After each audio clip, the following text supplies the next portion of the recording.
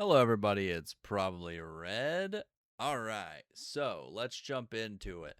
We have the synth, commons and uncommons, and that includes the bosses. So we're going to start with the decommissioner today. Look at the lightning coming off of that chainsaw. Amazing.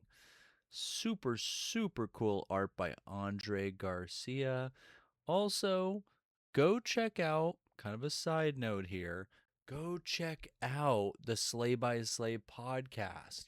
I'll go ahead and put a link in the description if I remember. I probably will remember. But I just wanted to say shout out to Steve Ellis. If you check out all of these like arts from for the bosses, you'll notice Steve Ellis is on there. So, no spoilers, but that might have something to do with the podcast. Okay. So, anyways, we're looking at the early bird Andre Garcia version of this, the decommissioner.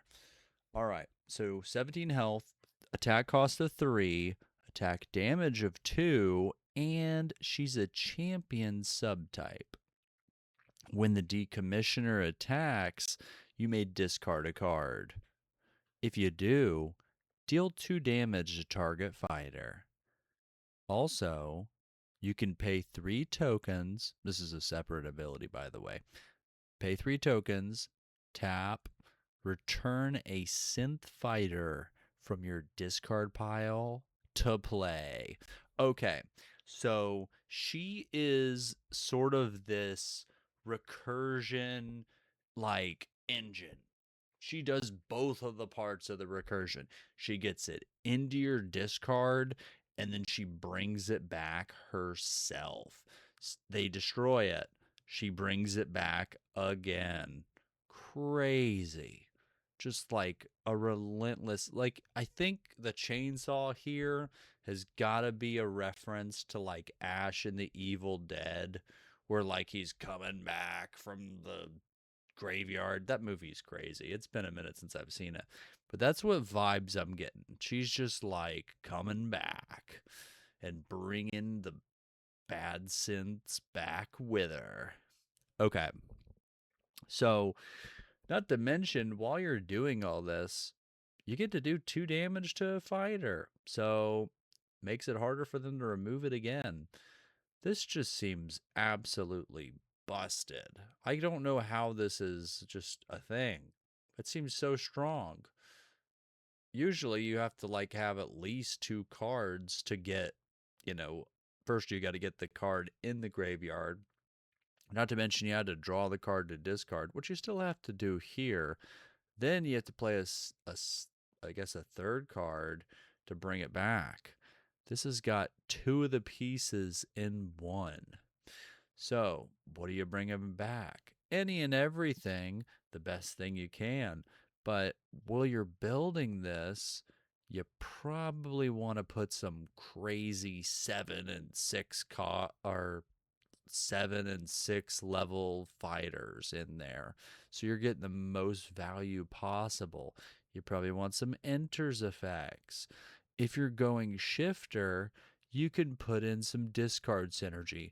Just make sure it's any player discards and not just your opponent discards, like synergy wise. You know what I mean? But the waddle seems like a good way to go as a sub faction to kind of pair the decommissioner with. This is amazing.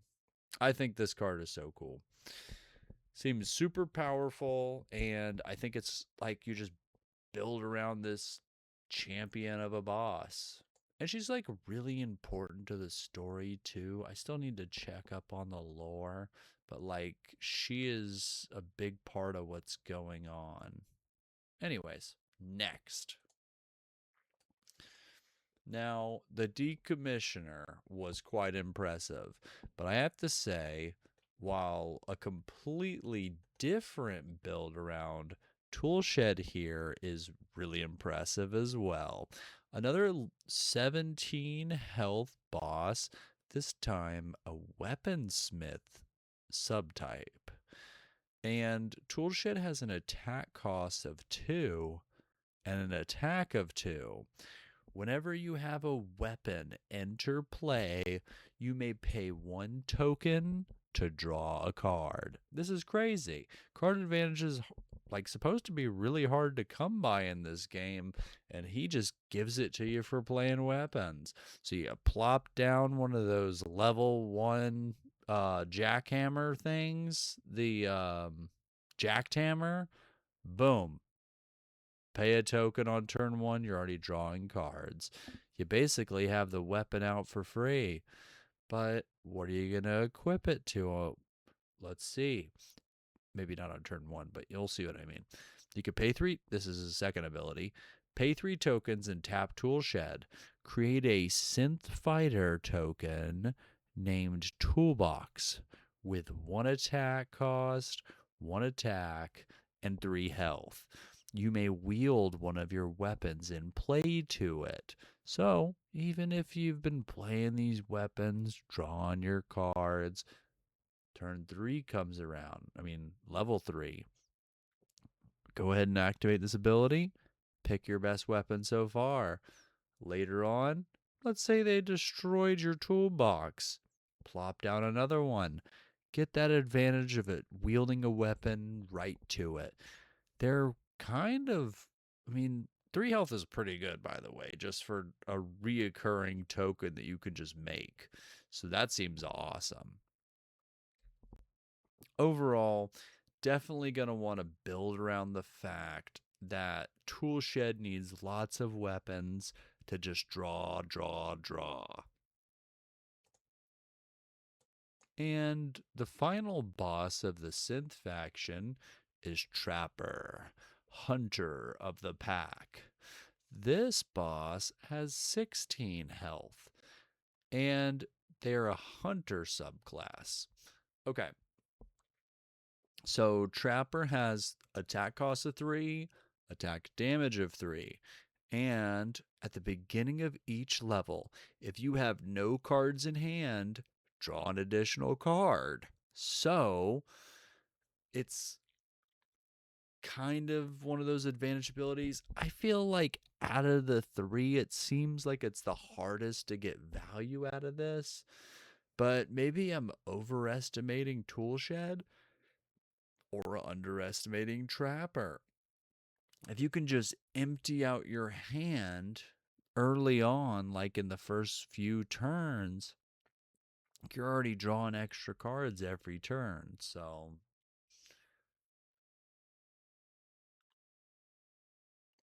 additionally, Trapper has 2 tokens, tap, create a Synth Fighter token named Bear Trap with 0 attack cost, 0 attack, and 1 health. It has Enforcer, and when Bear Trap dies from an attack, deal 1 damage to the attacking boss or fighter. So, this is pretty cool. It's not as expensive token-wise as Toolbox being summoned by Toolshed. Okay. And Enforcer's nice, but it might be a bit hard to buff up this being's health. Wait. Fortify might work. Okay, yeah. I think that's not a bad idea. You could fortify your bear trap, then they're attacking into it, hoping it's not going anywhere. Okay. So the Enforcer's a nice touch.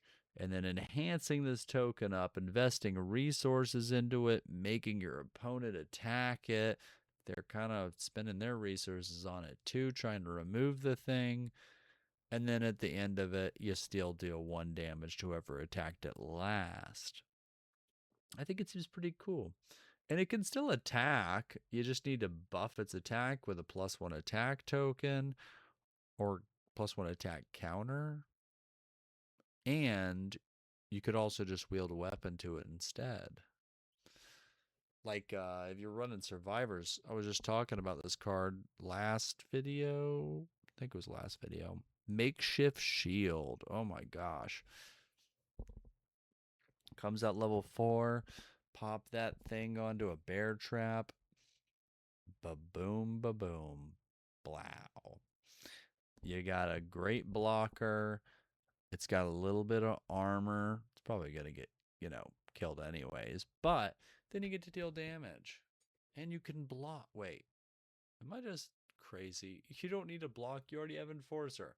Okay, yeah. So maybe not the makeshift shield. I'm just obsessed with that card now. But otherwise, I mean, it already has Enforcer. You don't even need to block. Maybe you could pull attacks away from it while you buff it up. I don't know. The shield idea was not a good idea. Drop the shield. Not saying it's a bad card. It's just maybe not good with Trapper. Like, you could go with weapons with this, though, and kind of attach up the bear trap. But I don't think it's going to be as good as Toolbox's plan. Going with, like, the weapon route. Yeah, I think Trapper, it's hard to kind of define what Trapper's supposed to be doing. It kind of like defends himself while you try to spend your cards and then you're drawing a bunch of cards. Maybe he's like kind of the tactics and response user and he's like hiding behind his tokens. Maybe such a low cost token generation will come in handy, especially that Enforcer. I think I'm underestimating Enforcer.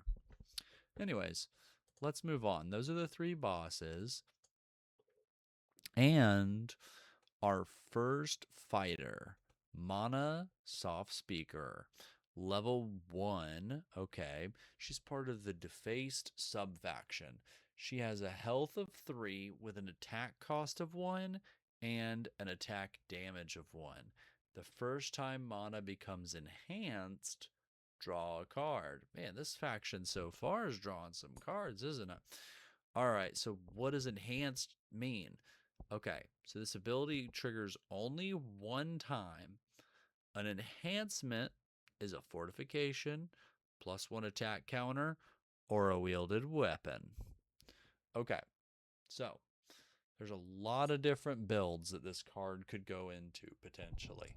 It seems quite nice that like you can focus on a +1 attack counter build with a mystic faction.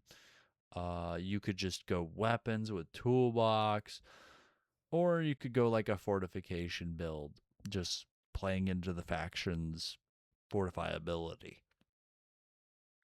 I mean, she's already got 3 health, which isn't bad for a 1-drop. It's pretty decent. I think that that's actually quite decent. And additionally, with that fortify, you're going to be gaining a lot of health.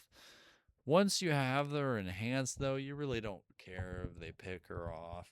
Might be better to just play a low-cost weapon on her. So she might be best in weapons. I think that's going to be the deal. Okay. So, I kind of underestimated this card the first time I read it. Art is crazy. Looks like he's flicking off whoever's charging him with his little metal claw. That's crazy. Okay, so this is Tube Steak. He's an announcer subclass, and he is the co-announcer of the Slay by Slay podcast, like in the actual game. So like he's part of the people that give the Slay by Slay accounts of the game. And then we saw that Hot Mike on the Survivor faction is the other one. We also know that Tube Steak, suffered a horrible accident at the hands of Max Homicide King, and now this is the result. He's kind of in this like helpful robotic armor and has become a synth. Okay. So, level 1, 3 health, 1 attack cost for 1 attack. I kind of like that. That's not bad. What does he do? Response speed block for no tokens. Okay. So, maybe you want to keep your units out so you can enhance them later. Well, you can mitigate some of that damage with Tube Stake. Or if you have a better unit you just want to enhance instead, you can go ahead and block all the damage with Tube Stake. Let's say they're swinging in for 5. It might take out poor Tube Stake, but your utility unit or your like main damage dealer that you don't have time to heal yet doesn't take any damage. Heck, it can save your boss. Seems pretty solid. I mean, I was comparing this card to the common from Survivor, the let's see. Yeah, Zani. So Zani, nobody's fool from Van Houten is one or level 1 health 1 attack cost 1 and attack damage 1, and she can't be attacked, which is obviously not true for Tube Stake here. And her response to block is you have to pay 1 token, tap block. I think that she's suffering from low health, but really, and kind of like her block is a bit more expensive, which probably will come up. But this is why she's so amazing. She just can't be attacked. She can be targeted by tactics, but she can't be attacked. Okay. Still, with the fact that it costs 0 tokens to block, I think that he's pretty awesome at just like you plop him down. You might be out of tokens kind of as a last resort. You might have just drawn them from an ability. And then now your opponent just suddenly has to always worry about the block. You know, at least in my mind, like these 0 cost attacks are like infinitely better than 1, 2, even 3 attack cost, attacks. So, with that in mind, a 0 cost block is like worlds better than a 1 cost block. Nothing against Sani. Yeah, so I think Tube Stake has legs to stand on. Robotic legs. I was checking to see if he had 4 of them. He's kind of got like the Baba Yaga chicken house leg thing going on. Interesting. He doesn't look pleased. Anyways, next card. Oh, wrong faction. I had to talk about Zani. I had an opportunity. Okay, so now we're talking about Motrina Step Monster, level 2. She's got 3 health, 1 attack cost, and 1 attack. She's from the Joneses faction, and when Motrina enters play, wield up to 1 of your weapons to target fighter on your team. That could be a fighter of any faction and a weapon of any faction, and it could even be onto Motrina. Her second ability is 1 token, tap, wield 1 of your weapons and play to target fighter on your team. So she has it as an enter ability, and she can do it again later. So if you have a bunch of weapons laying around, you haven't had enough like tokens to equip, you can save some tokens by activating that ability. Okay. Seems sort of like kind of a utility unit, but could get out of hand with that 1 attack cost and just being able to come in after your opponent's dealt with all your fighters and just equip some weapons. So I could definitely, I mean, of course, it's going to go in a weapon centric deck because it's a good wielder and it's a good effect that synergizes with your weapon build.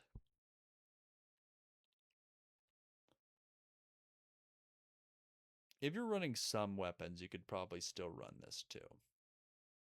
But I mean, the stats aren't great if you're not actually doing anything with weapons, though. Yeah, 3 health, 1 1. No.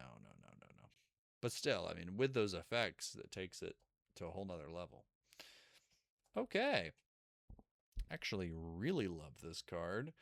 Next one up is Quarters. Okay, so Quarters is a level 2.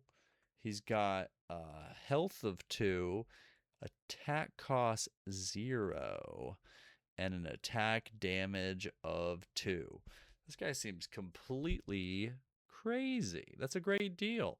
The health is a bit low, but I mean, 2 attack for 0 holds weapons pretty good after that because of that 0 attack cost.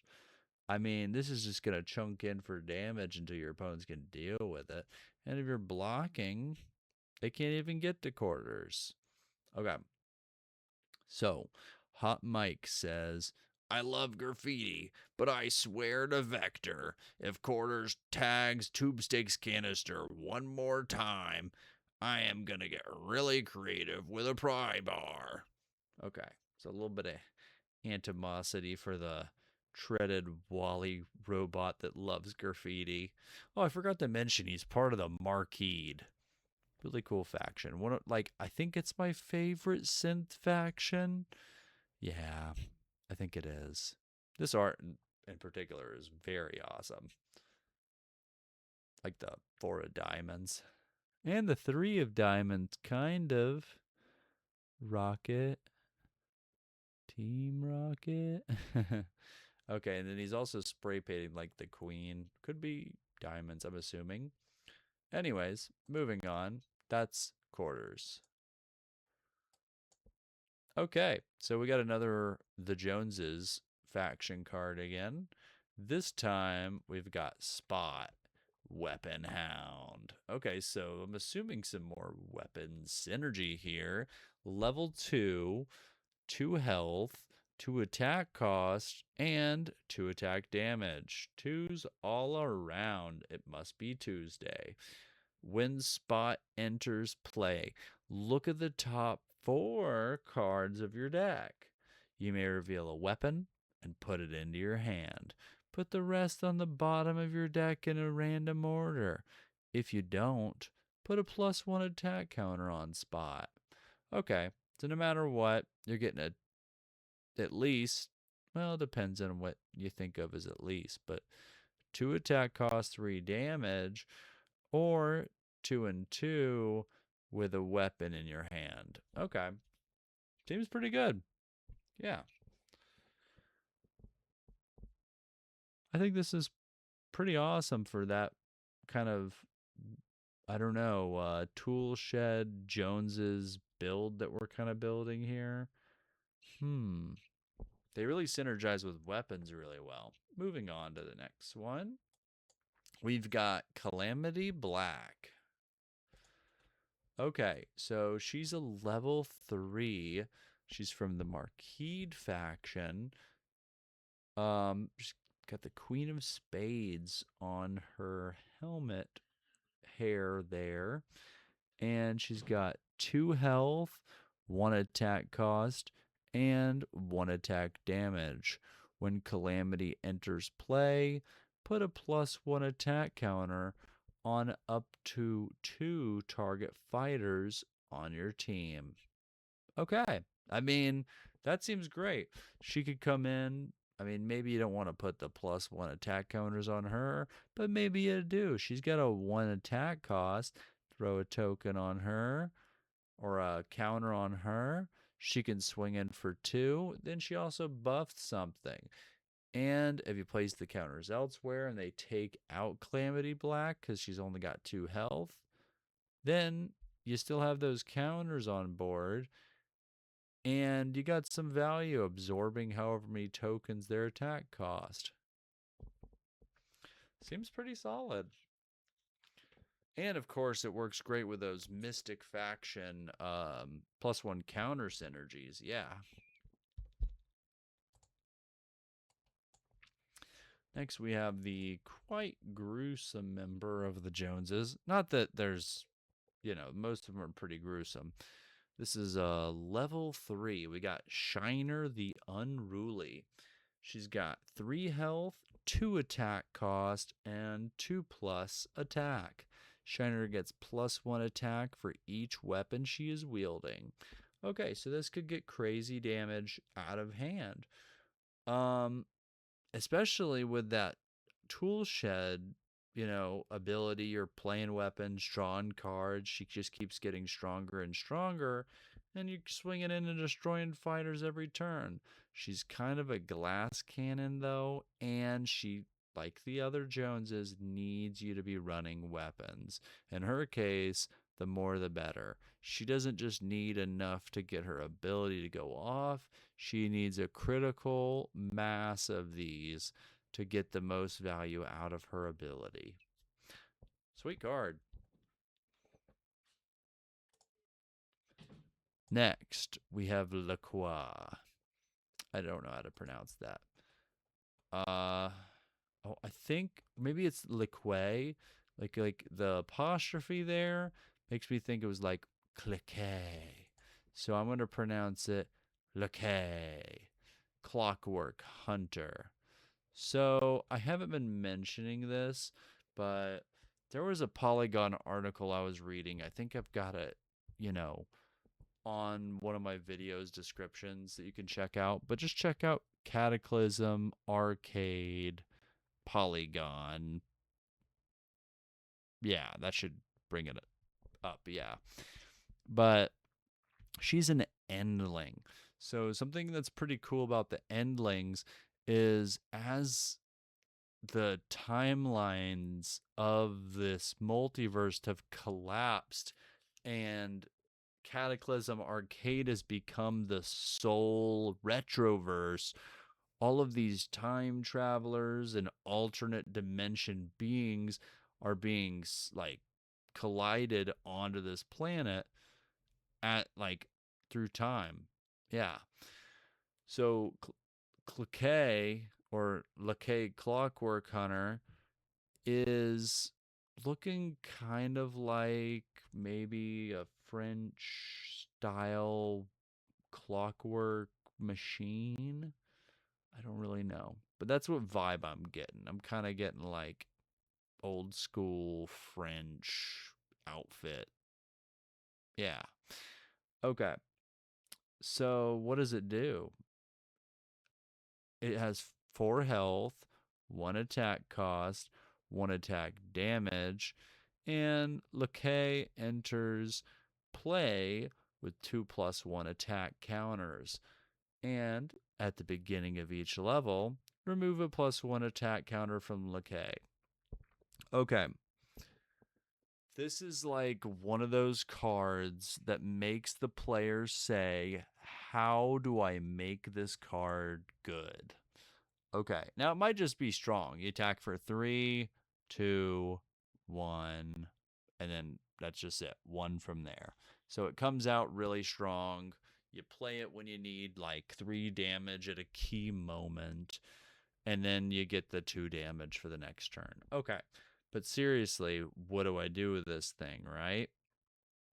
So we need stuff that can like remove +1 counters for value, move +1 attack counters. We got to be on the lookout for that kind of stuff. And just having a little bit of it should give us an advantage.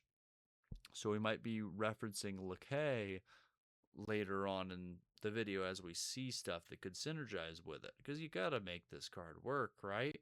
The health is pretty darn good. And a 1 attack cost for 3 damage, I would say, is nice. That second ability though, removing the counters, not so good.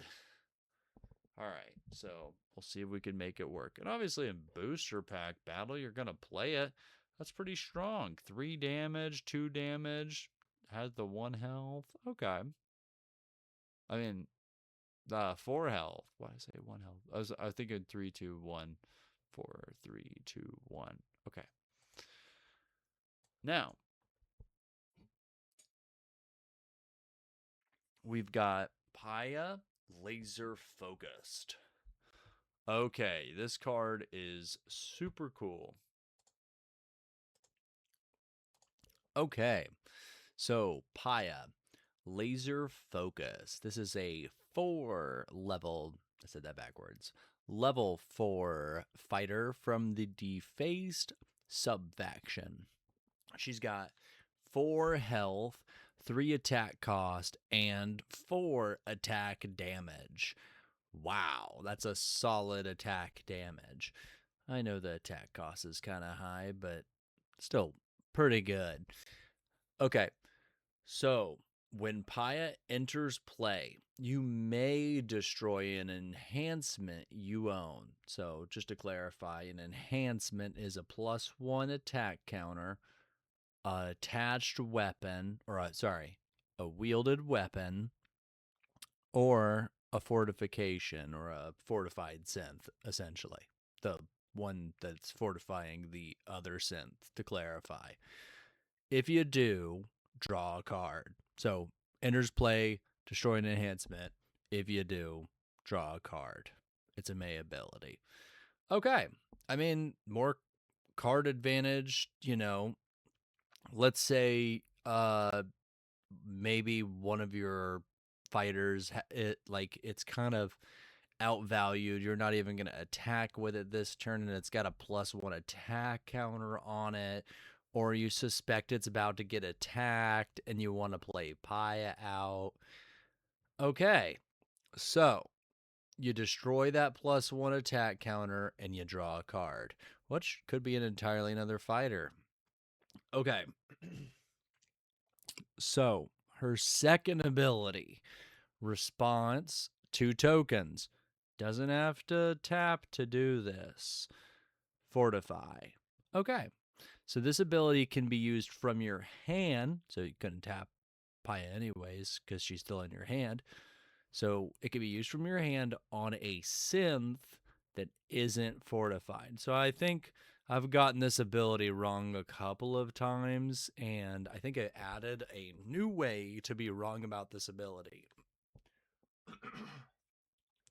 And that way is stacking fortifications to make like a 10 health synth. You can't do that. It fortifies a synth that isn't fortified. I forgot about that caveat. Okay. So you place this card under a synth boss. Oh, it can affect bosses. I forgot about that too. Or a synth fighter on your team. That synth gains health equal to this fighter's health. So in this case, with Paya, you would be giving it 4 health. So 2 token response that gives 4 health permanently. Increases how much max health it has, I believe. I mean, I would assume so. So if you're doing like healing stuff, this can increase the maximum threshold there. Plus, it gives you 4 extra health right there to work with immediately. Good stuff. Okay. This has got a lot going on with it for a common. I mean, it's a level 4. The 4 health, that's fine. You're already getting some of that advantage back. We've seen other cards where you like gain an advantage or draw a card, and their stats aren't this good. The fact that the attack cost is 3 but deals 4 damage, that's like a fast amount of damage. Like, if among all of your fighters you can spend a certain amount, like all the tokens you have, where's the maximum amount you can get? And while 1 token for 1 attack might seem okay, and 2 attack damage for 1 token seems great, this is still putting out more damage per action. And it doesn't require you to have 2 fighters with 1 attack cost, 2 attack damage to take 2 actions in a row and survive long enough to do so to be able to deal 4 damage. That's still costing you more attack tokens, but I think that's a pretty good number. Not quite like Max Homicide King, but pretty darn good. Okay. So the fortify ability seems amazing too. Just like kind of like cycle this card out, not really drawing a card then, but using it as like a 4 health response speed enhancement. And it's a way of like having Paya help a deck that requires enhancements, which is something that synergizes with herself. Yeah. And if you're playing with the decommissioner, you can fortify with Paya, even on the decommissioner to give some extra health, then play Paya, destroy the Paya that's a fortification, because I'm pretty sure it doesn't count as a Paya, so you can have both out, and then bring that first Paya you played that went into the discard pile back to your field. Wait, that doesn't work. But later on, if this Paya is destroyed, okay, and you're getting that card draw, but you know what I meant. Yeah. Yeah, it doesn't really work that well when you do it like that. You're going to want to like wait till this Paya is destroyed and then bring that Paya back, destroy another enhancement. Yeah, okay, I could see it.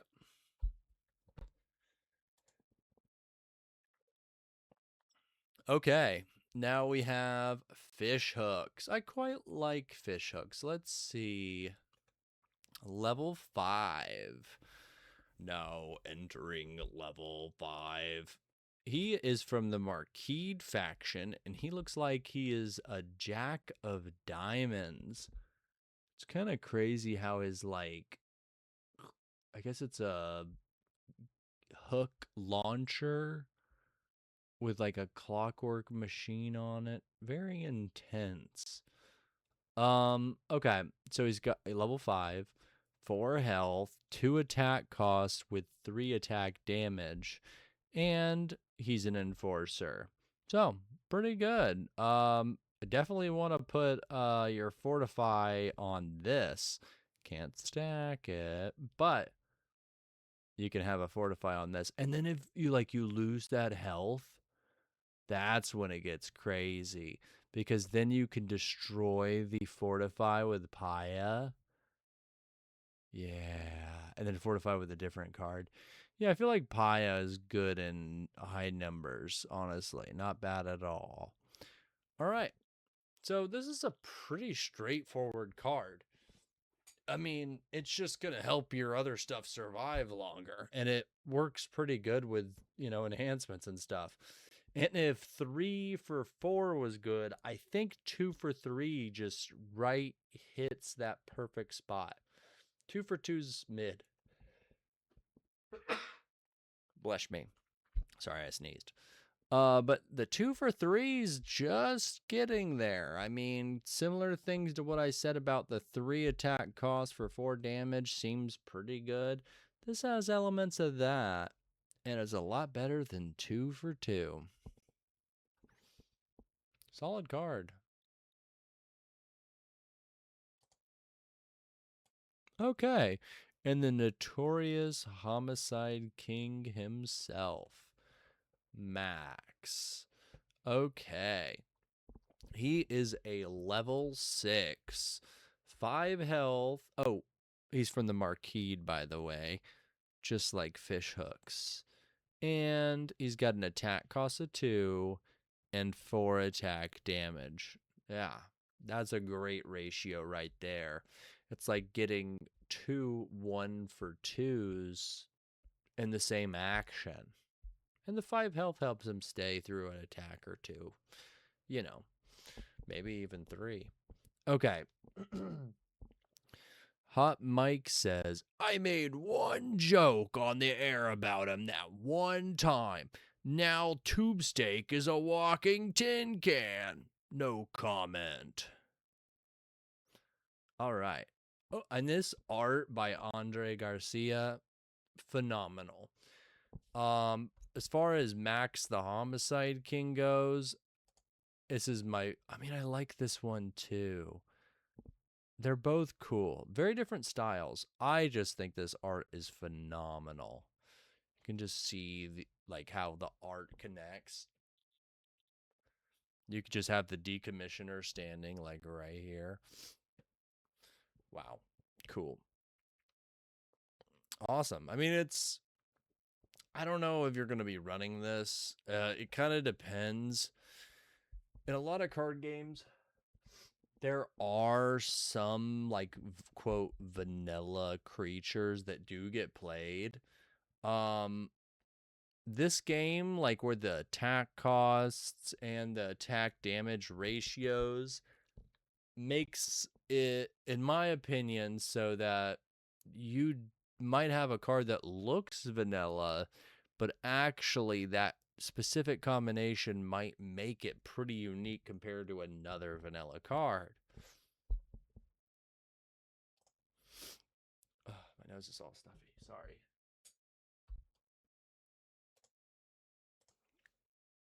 Okay. Now we've got Boom. I don't know off the top of my head who this is. Uh, but I'm guessing they're not anymore. Anyways, and neither is this.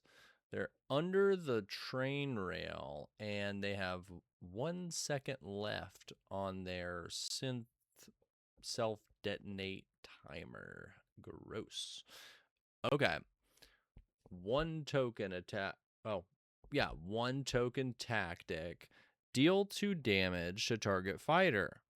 You may destroy one of your enhancements or unwielded weapons. And if you do, deal 4 damage instead. Wow. Okay. So once again, enhancements. They're fortifications, +1 attack counters, or a wielded weapon. In this case, wait, it says also a quick note here. Removing fortifications will result in losing health. That kind of answers a question I had from before.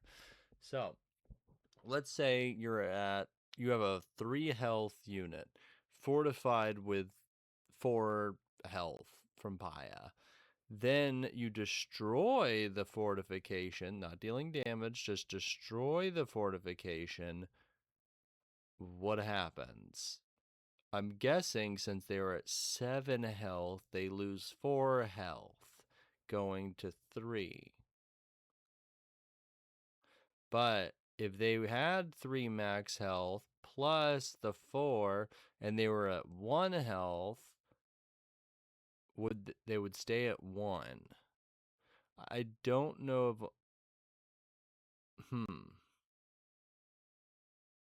I don't know. I think you go back down to your max health, which would count as losing max health technically. That's a confusing line there to kind of grok off the noggin.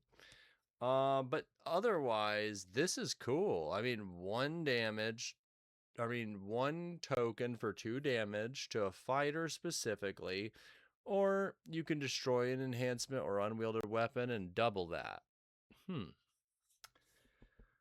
I think it's pretty good. I mean, you can remove a lot of stuff for 4 damage. Plus, sometimes you don't mind get rid of your stuff if you just have a bunch of different unit that's have enhancements, or like I was saying earlier, if you got a unit that's outclassed on its, attack cost to damage ratio, even with a +1 attack counter, you can pop that thing off of there and get the 4 damage. Cool. Creepy art. Okay, what do we got here? Mimeoscoped. I've never seen this card yet. Interessante. Okay, this is a 3 token cost tactic.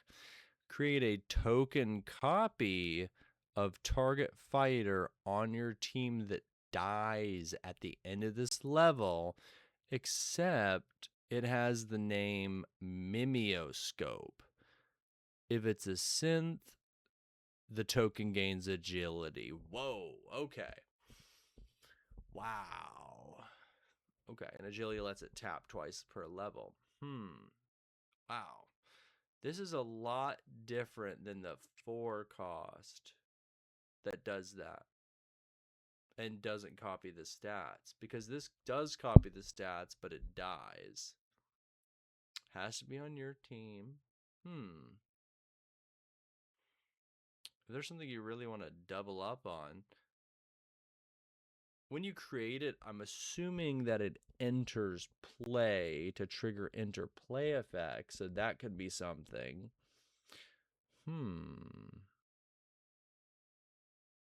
Cool. And I like that they went ahead and made another quarters. You know, he can get in for another 0 attack cost or 0 token cost 2 damage. Cool. Trying to think. Yeah, I feel like since you're taking turns one after the other, this shouldn't be a problem as far as like enter effects goes. Plus, it's a token. I don't know. This is going to be one for like the like combo player style people to really crack out a way to win with this. Like the yeah. Okay, let's move on to the next one. Cool. Now we've got Screech. Screech. Zubat's attack. So this has a 2 token cost for a tactic, and it says deal damage to target fighter equal to the greatest health among fighters on your team. Okay, so I know of 1-7 health, plus you got Fortify synergy. This could be a pretty effective removal piece. I mean, even if you're just hitting for 3, there's a 2 cost that deals 3 damage. So, I mean, yeah, this seems like most of the time it's going to be pretty solid. You're going to want to time it early just in case they start targeting your big unit, but I could see this being awesome. Yeah, nice removal piece. Okay, another new one to me. Whoa, this guy is getting messed up by this really creepy robo-bug. 1 token a cost, response. Wield up to 1 of your weapons to target fighter on your team. Draw a card. Ooh, I like that. It's that jetpack thing. The speed pack. We'll figure out what it's called. Auto pack? I don't know. But this thing, Swift pack. Yeah, it's called the Swift pack. So this just like completely circumvents your wield costs on your weapons. That's amazing.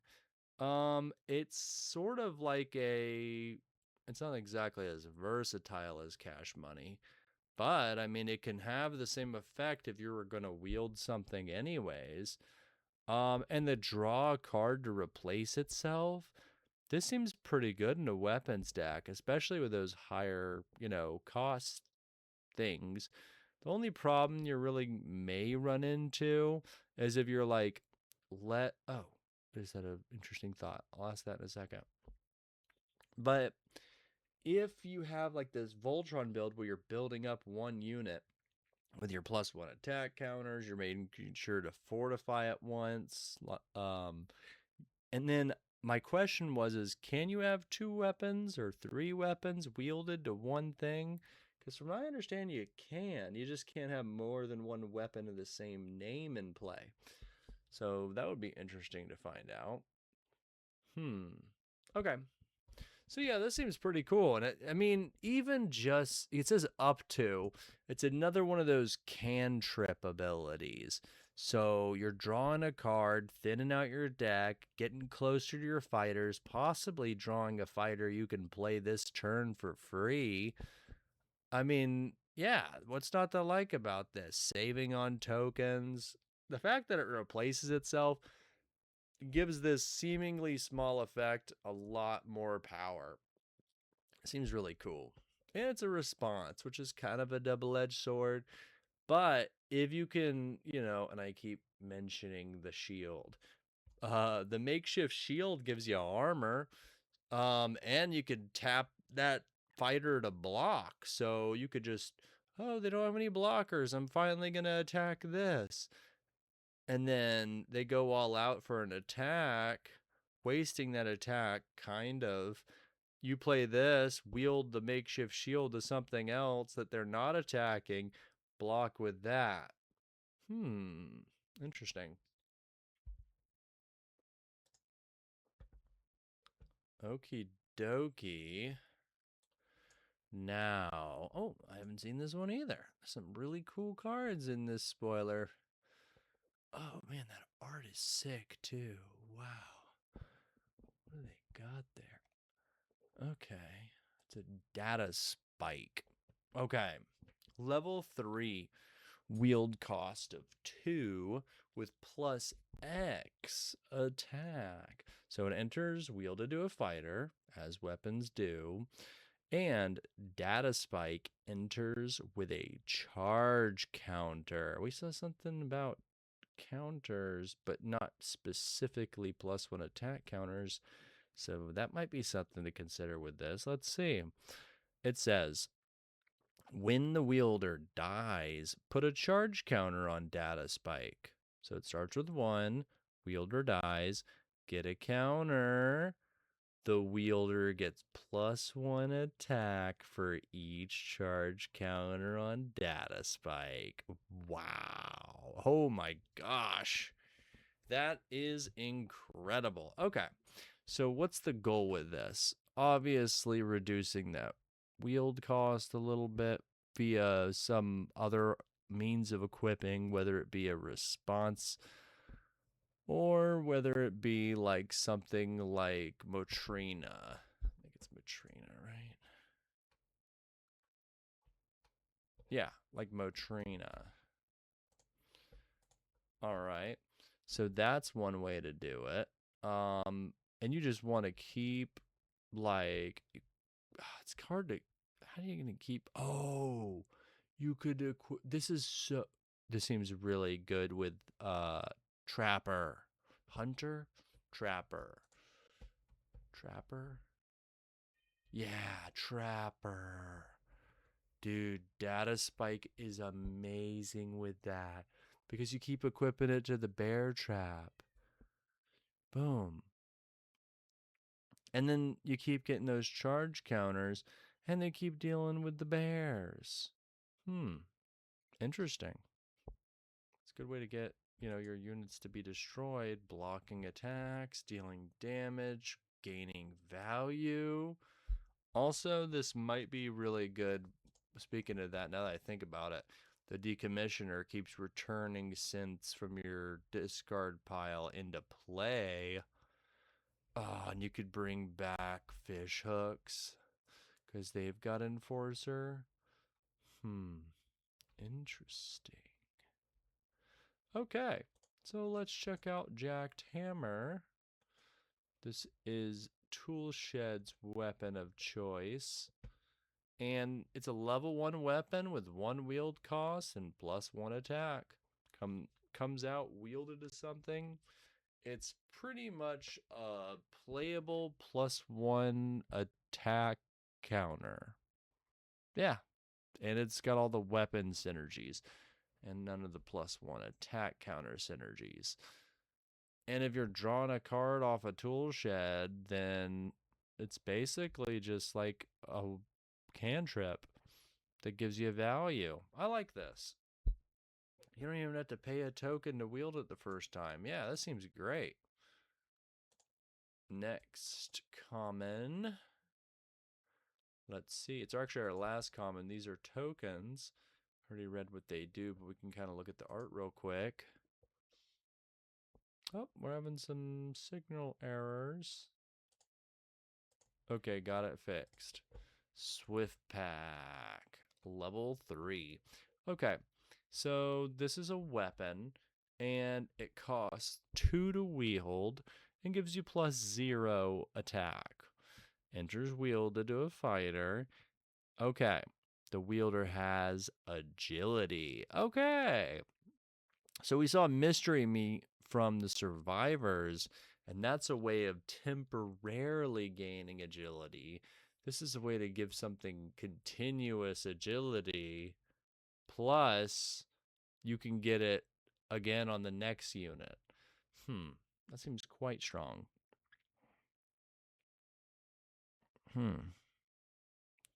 Just level 3, you play it out and something does their stuff twice. Not too much more to it. It's pretty uncomplicated. Comes out a little bit late, but I feel like the 2-wheeled cost to gain agility is perfectly reasonable. Yeah, seems solid. I'll have to play with it before I understand it, but still really cool. And then we've got good old Bear Trap. This art is ludicrous and kind of terrifying. Yeah, Trapper has a sense of humor, morbid as it means. Huh. And yeah, it does. We already read about Trapper. And similarly, we already read about Tool Shed. This one's got flavor text though. Okay, so we already read its abilities. Let's just go into the hot mic says. These things are a menace. I reached for a soldering iron to fix my microphone and nearly lost a flippin' finger. And I need that finger for flipping things off. Goodness gracious. I really like this. It's like somehow just barely held together toolbox, sentient toolbox of death and doom. It's even got little eyebrows, and its brain is like a calculator. I mean, Adriano Catani did amazing on this art. A little bit of gruesomeness to it, too. Whoa. Okay. So there's commons. We're jumping right in. We only got 10 uncommons, and we're starting off with Ada, Relic Fighter. Relic is with no T. So Relict Fighter. Relict. Yeah. Okay, so she's a level 2, and she's got 3 health with a 1 attack cost and 1 plus attack.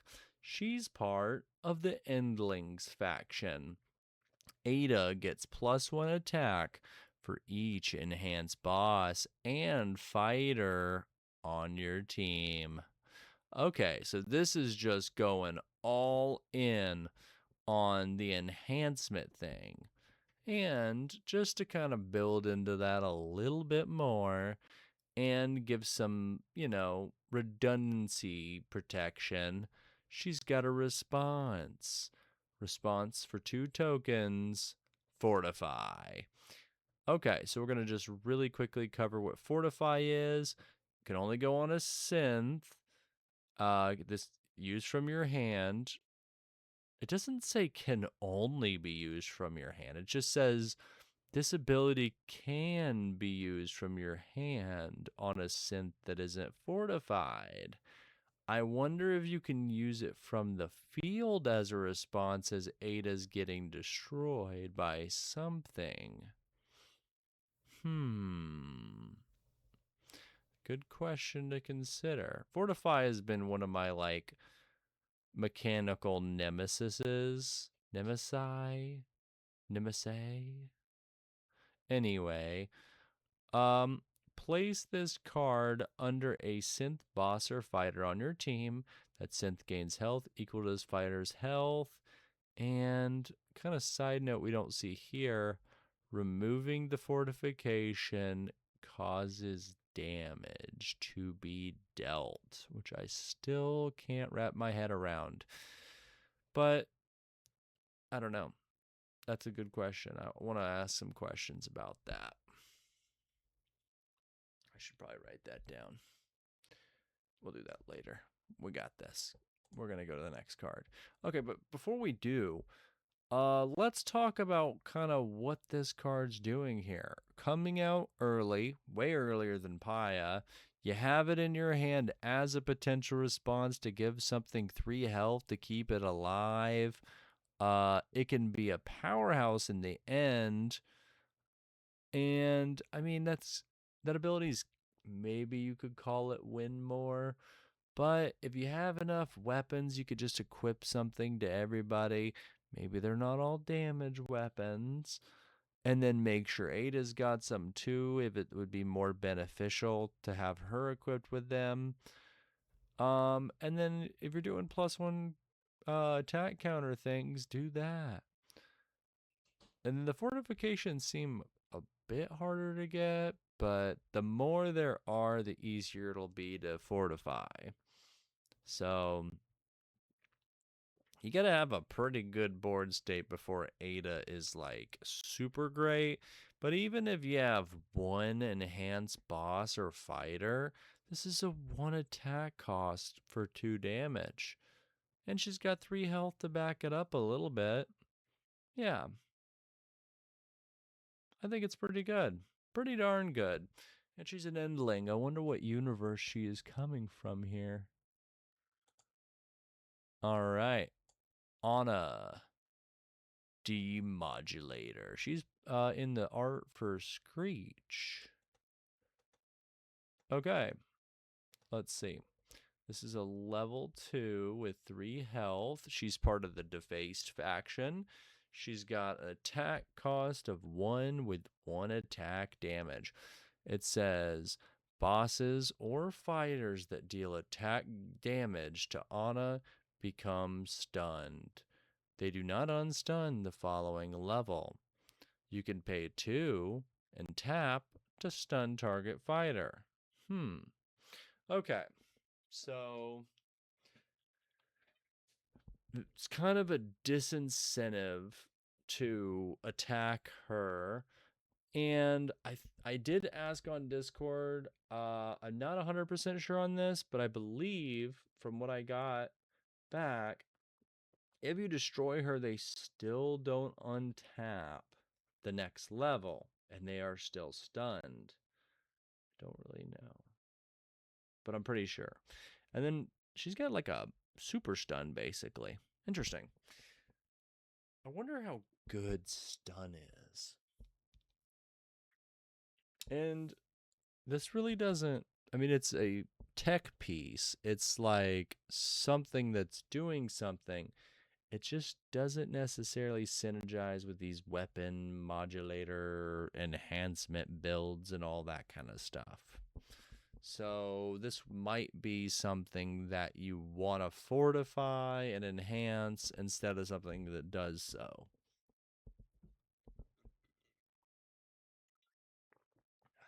Okay. Next card. We've got, oh, it's loading. Father Annihilator. So, not our last member of the Joneses, but one I haven't seen yet. Okay. So, he is holding some type of buzzsaw. That's pretty intense. Okay. So, level 2, 2 health, 1 attack cost, 1 attack damage. He can wield weapons for no cost. Jeez Louise. That's crazy. Okay, so response 2, destroy this. 2, return target weapon from your discard pile to play wielded to target fighter on your team. So as he's getting destroyed, he kind of throws his weapon to somebody else and they can equip it. Okay, or yeah, he actually throws a weapon out of the scrapyard back out of it, and then your, units catch it. Okay, this is a pretty versatile seeming card. Seems like this is really going to be core to these weapon-based strategies. I mean, the Joneses in general do, but that is a crazy line of text.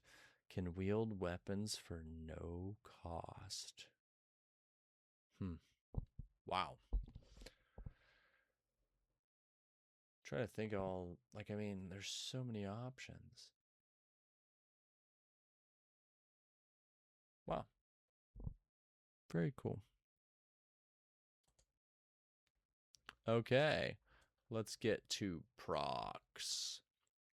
Definitely giving me like the Terminator 2 liquid metal arm guy going on. And he's part of the Marquis, by the way. Okay, so Prox is a level 2 fighter with 3 health and 0 attack cost with 1 attack damage. Their ability is tap, you gain a token. Okay, so a little token generator with a free attack that comes out early and their health isn't terrible. Seems pretty good. I like that they have like the split look, like where they've got like the one side that's all synth and the one side that's all like automaton, or what do they call that? And no, not android. What is it called? Synthetic, like, I guess that's what they call them, synth. But anyways, I can't think of the term. They're like the things. They're like human. It's androids. It is androids. At least it is in Dragon Ball Z. Yeah. There's another name for them. I can't think of it at the top of my head. But yeah, they're an android. So half android, half full robot. And that kind of mirrors the like intent of these abilities. You got one side that's just relentlessly attacking while not spending resources, and then another side that's giving you resources to spend on these relentless attacks from your other units. Awesome. Seems pretty solid to me. Next, we have Vengeance de Milo. Wow. Okay. She's got laser arms. Very chromed out. Never seen this card before either. Huh. Okay. Who did this art? That is J Masters and A Kramer. Okay. I think it looks awesome. Very interesting art here. Oh, she's like ripping it out of the bottom of the train, dude. Like, it's like just shadows beneath. Interesting.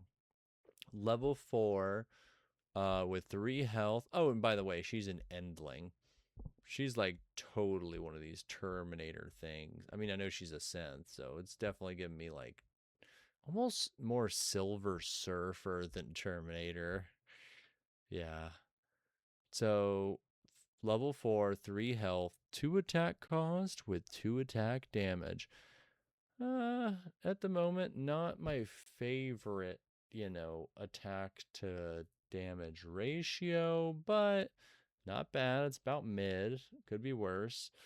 Okay, what else does she do? When Vengeance de Milo enters play, deal 2 damage to target fighter.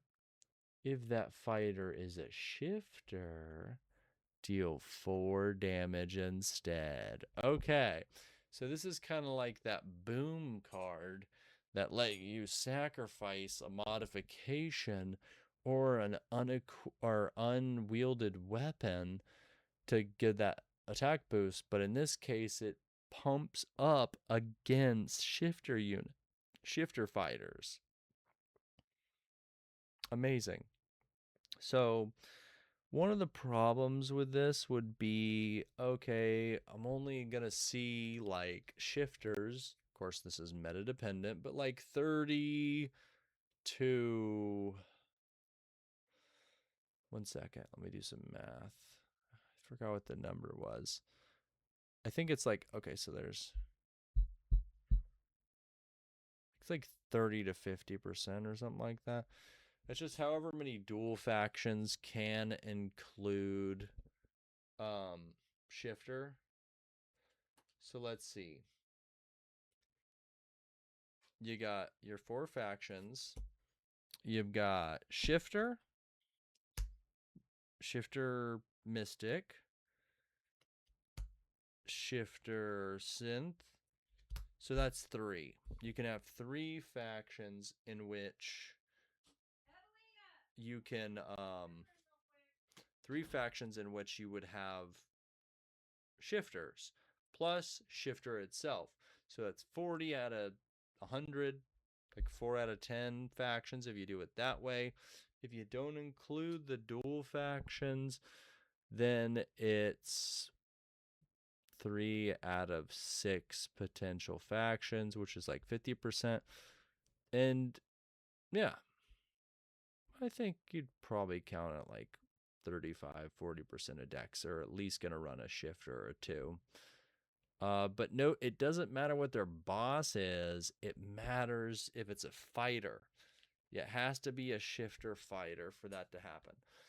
Nice thing, other than it's, kind of bad amount of health, mid attack, it does get to deal its 2 damage. So it's sort of like, even at a baseline, pretty darn runnable, especially when you start comparing it to Nox in the Survivor faction. Because he destroys something with 2 or less health, which is just as good, unless you're running up against something that has armor, which this would be worse against. So I could see if Nox is playable, then I think Vengeance de Milo is going to be playable too. Just going to quick look here at Nox. He has a 2/2 attack too, but she's got him in the health department, and there's a potential for even more damage. I think this is really good, actually, now that I'm looking at it and kind of comparing it to its closest, similar fighter here. Yeah.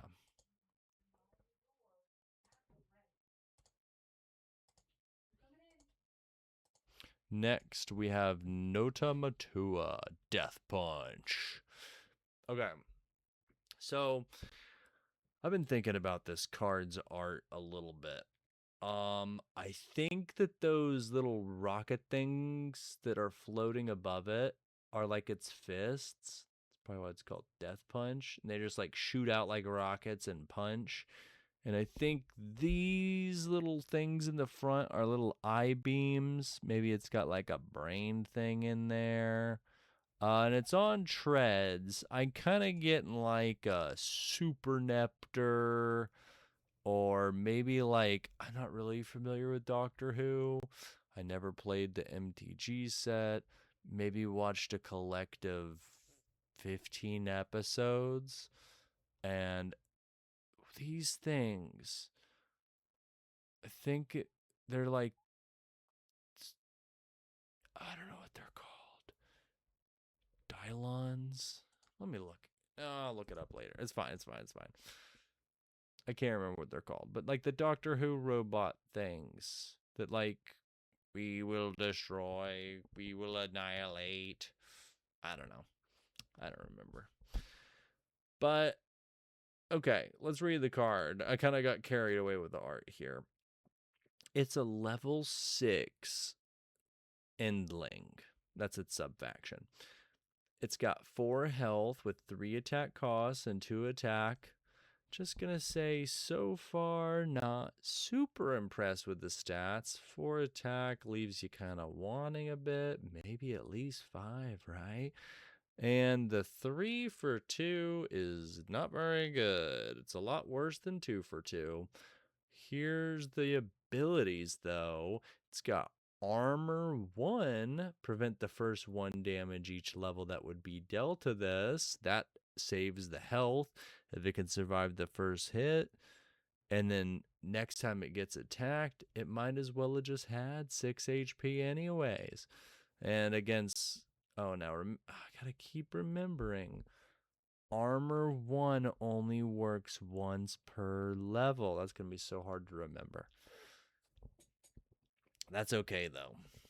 I'll get it. There's a lot of abilities in this. and some are kind of hard to remember, but I'll get used to it. Okay. 2 tokens and tap to destroy target fighter that was dealt damage this turn. So, you really don't want Noda Matua Death Punch to be attacking anything if it can help it, unless it's winning you the game that turn. You really want it to just finish off whatever your opponent's got. You swing in with a 1-for-1 or a 0-for-1 attack to damage ratio, ping them just a little bit, then blast them with Noda Matua. The armor kind of prevents them from getting attacked after you've dealt a little bit of damage. Seems like it could be pretty strong. Interesting card to say the least. This artwork is something else. Good job to J Masters and A Kramer again. Crazy. Is it Dylons? I don't know. All right, next we've got the best offense in the entire world, which looks like it. Oh, man, I was having trouble figuring out who this was. That's gotta be Fish Hooks. Yeah, it's gotta be Fish Hooks. Looks like Fish Hooks to me.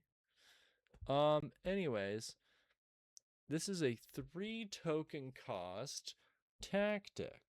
It says deal damage to target boss or fighter equal to the greatest health among fighters on your team. Okay, we've seen something like this just a minute ago. I am 100% sure we had something kind of like this. And I want to figure out what it is really quick. What was that card that was like that? Yeah. Let's see and compare these two. What was the difference here? Okay, so this one's common. 2 cost tactic, deal damage to target fighter equal to the greatest health among fighters on your team. Okay, here's the kicker. The kicker is boss or fighter. Now, if you want just straight up fighter removal, you're going to run Screech. But if you wanted to also combo, like, dual purposely with a burn spell, then this would be pretty darn good. I could see this being effective. The extra token cost kind of hurts, but you could win the game with this. 2 very similar cards. Still same things I said for Screech. Go for best offense for the most part. This is just a little bit more versatile. You really don't want to be burning them until you can win. But for token efficiency purposes, you might just do it early.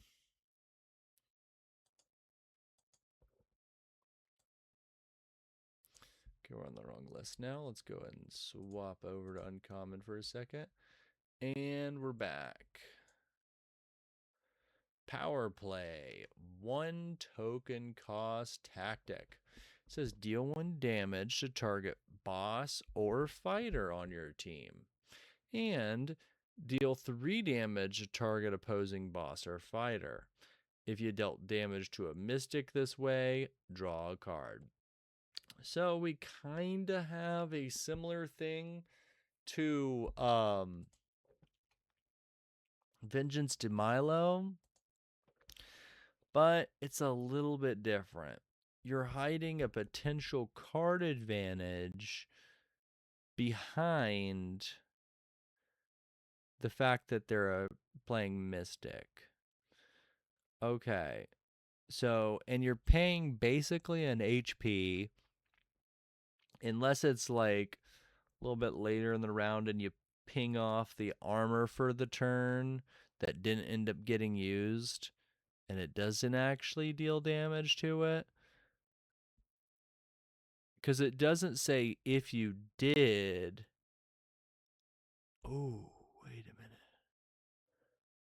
I wonder if that ability, Deal 1 damage to target boss or fighter on your team and deal 3 damage to target opposing boss or fighter. If you dealt damage to a mystic this way, draw a card. What if you're running a mystic boss? You ping your mystic boss, Synth is your second faction, you're guaranteed to draw that card. Any mystic unit, same case. That seems pretty good. And then if you happen to be fighting mystics, cool. But if you're going to be pinging yourself anyways, I wonder if that part of the card works like that. I think it would. That's pretty cool, though. Yeah.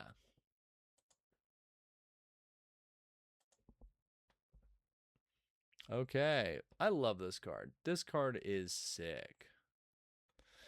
Okay. I wonder whose that hand that is. Maybe a hunter? I don't know. Cool. It's a response.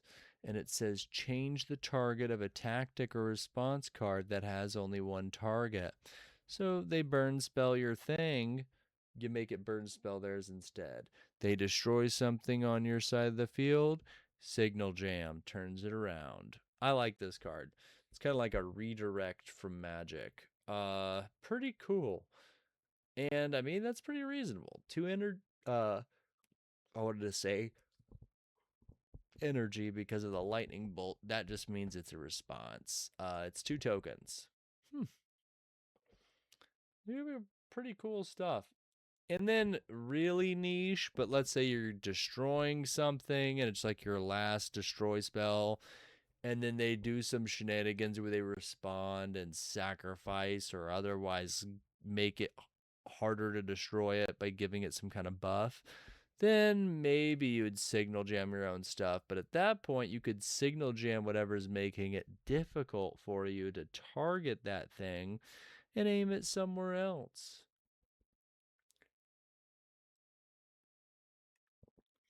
All right.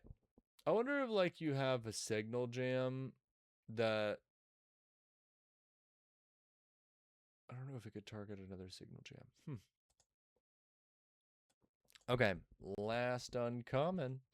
And once again, I've never seen this. Looks like the decommissioner's pretty happy to have found it, so I think we're gonna like this.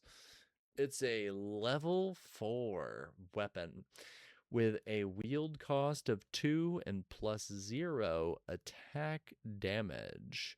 Comes wielded to a fighter. When Blast Scanner becomes wielded, stun target opposing fighter. Stun fighters can't tap or activate abilities this turn. The wielder has all activated abilities of stunned fighters. Whoa. So this is kind of like giving me Charlotte vibes. Yeah. So you're going to want to keep equipping it to stuff in a way that ooh, this could get crazy. Yeah, if you've got what's his name? Yeah, Father the Annihilator, and then something else that's helping you equip stuff easily, or just paying the cost paying the cost of 2. Oh, this could get crazy. You're just stunning your opponent's field.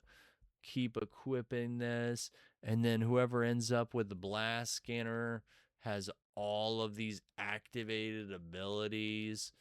Maybe they've got agility from another source. They can use 2 activated abilities. You can be equipping this, activating, equipping it, activating, equipping it, activating. This is going to be insane, and this does not feel like an uncommon. It feels like a mythic. Not saying it's necessarily that power level, even though it does kind of feel like it could reach mythic power level. This just seems like it's like a 0-drop board clear if you kind of do it right. Wow. I mean, you're going to pay the token cost to wield it, but it can get crazy. This seems like it's not going to be fun to play against, though. hope you brought your weapon destruction. Well, that's all for today. Thank you for listening. I hope you enjoyed yourself. I know I certainly did. And go ahead and click that like button and that subscribe button. And have a great day. Talk to you soon.